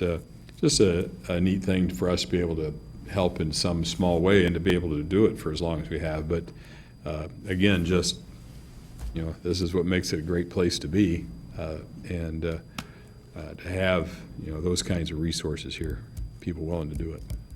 Great. I completely agree, Mr. Fritzen. Any further? Tonight is the last night. Our city clerk will be at the table. This is her final meeting, and I think it's appropriate that we recognize the incredible work that she's done over the years, especially making sure that within 24 hours all resolutions and ordinances are signed by me so she can get them filed and posted. So we do have a resolution for you tonight, Wendy. And I'm going to read that resolution. Want a motion first? Or? Oh, yes. Yeah. Motion to, for a resolution of appreciation and commendation. Move approval. Second. Please call that roll. McCarthy? Aye. You really want me to do it? Okay. Yeah, really. Britton. Aye. McBride. Aye. Cummings. Aye. Mrs. Lorenz. Aye. Mr. Preston. Aye. Mayor Kus. Aye, very definitely aye. So let me read this resolution before I make the presentation. It is a resolution of appreciation and commendation to Wendolyn Briggs for her 35 years of exemplary public service within the town of Normal. Whereas while attending Illinois State there's going to be some dates here. While attending Illinois State University in 1973, Ms. Wendolyn Briggs was hired by the town of Normal on a part-time basis to provide clerical support to the city manager and the city clerk, and she continued in that position until she graduated in 1976.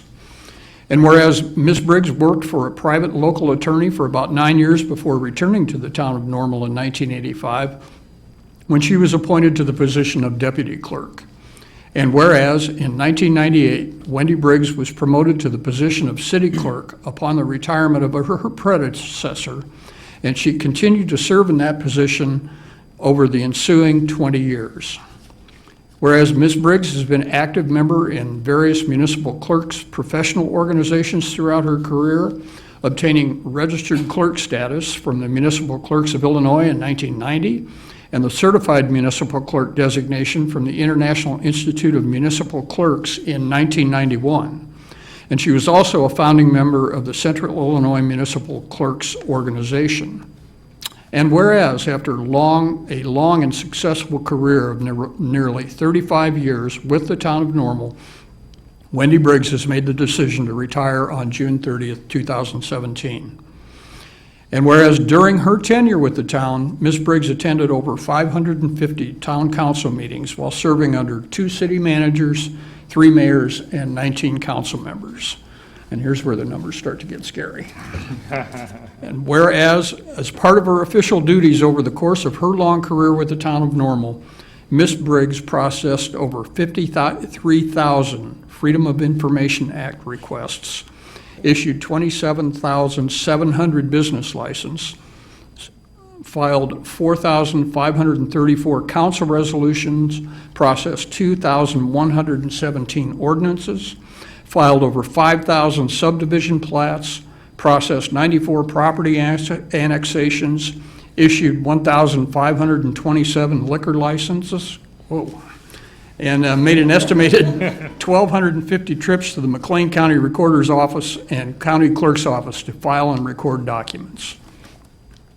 And whereas the Normal City Clerk, Ms. Briggs, developed a reputation both locally and throughout the state as a highly competent and professional city clerk, such that her counterparts in other Illinois communities regularly sought her advice on important matters, and they often emulated her systems and processes. And whereas Ms. Briggs also earned the respect and admiration of her fellow department heads as a trustworthy colleague who was willing to assist them in whatever way possible. And whereas Wendy Briggs provided trusted and sound advice to the many elected officials that she served during her career with the town and the city managers that she served, were privileged to have such outstanding and supportive municipal clerk as part of their management team. And whereas Wendy Briggs has a profound and lasting impact on this community through her professionalism, her competency, her passion for public service, and her commitment to excellence.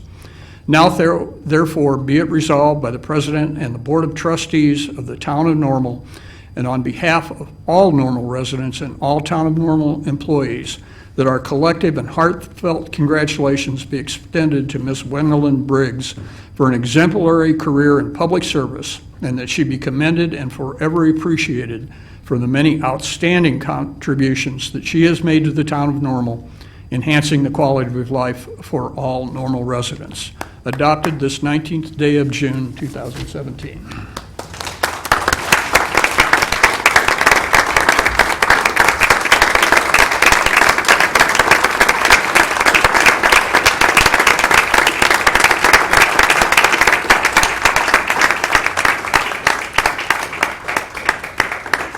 Resolution.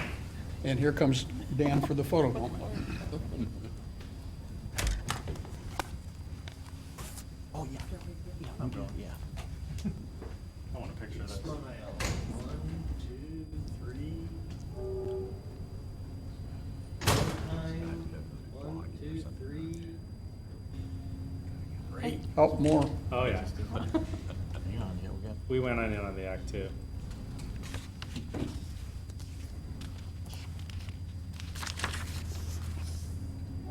One more.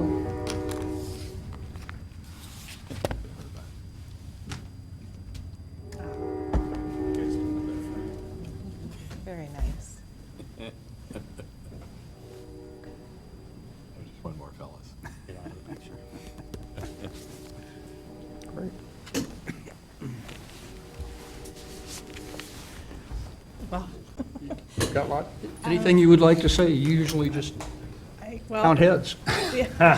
Wendy, let me say something first, if I could. First of all, those flowers were to be at your space. The photographer moved them.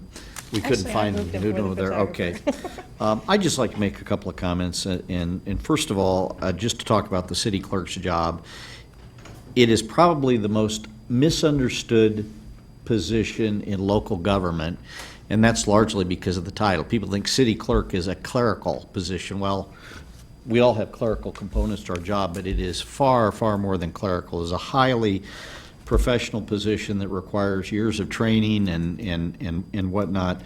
You know, there's nothing that will get a city council, a mayor, and a city manager in trouble quicker than sloppy record keeping. So I certainly appreciate what Wendy's done, because I don't lose any sleep over our record keeping. It's always done right.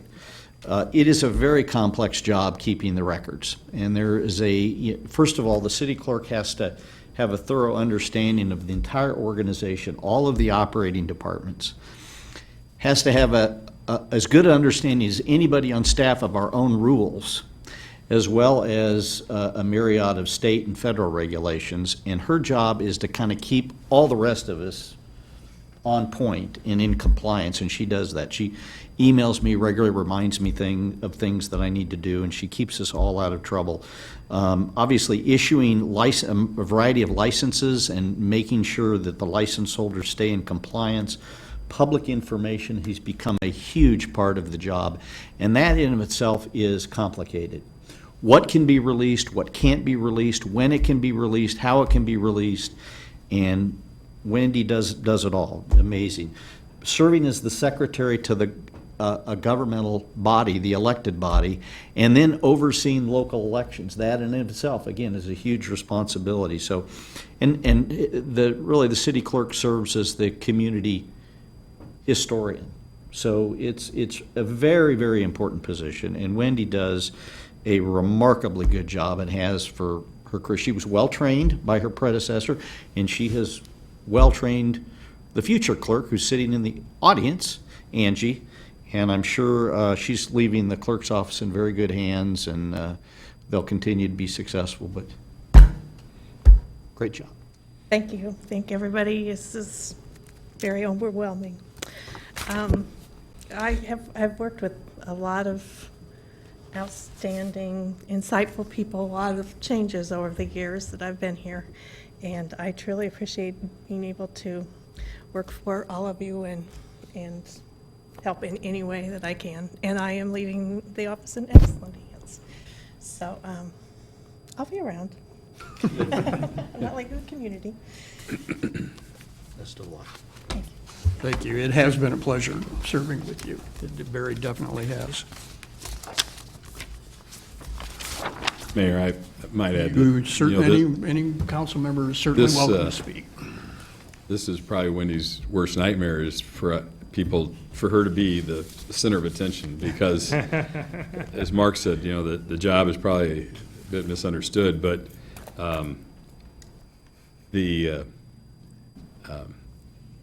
a good clerk is one who goes unnoticed because everything's been done well and recorded properly, and problems have been avoided because things were done right. And I'm like Mr. Peterson in that, whenever, you can count on that, but also whenever you needed help or, information or whatever, Wendy is quick to provide it and to provide it thoroughly. And And I think the job has just gotten tougher and tougher every year because of, and rightfully so, the call for more transparency in government and whatever, and you can't be transparent if you don't have the information recorded appropriately. And when you look at the numbers in the resolution, the biggest number is responding to Freedom of Information Act requests, which has just been, pretty overwhelming over the last several years and is growing. So, I, having served a long time with Wendy, I just appreciate, the confidence as we say this all the time, but it's true, and we mean it. And when we have, employee gatherings at the holidays or, the annual appreciation picnic and the like, when we have an opportunity to say it, we say it because we don't get a lot of opportunities, and we mean it, that, the town is well served by the employees that it has, and the leaders of those employees are the department heads. And Wendy's right up there with the best of them, so thanks.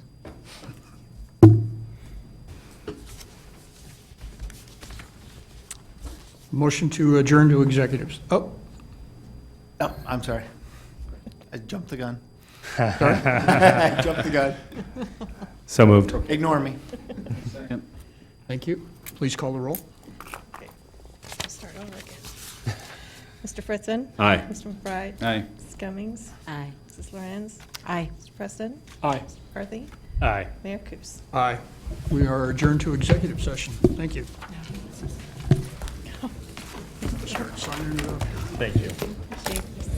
I had no idea what you did when I started it, but every time I needed some information. Go talk to Wendy. has that. Go Right. talk to Wendy. Yep. Go talk to Wendy. Turn your mic off, Mayor, just to be safe. Oh, it's off. No, it isn't. Oh. Now join the ranks of the bad people.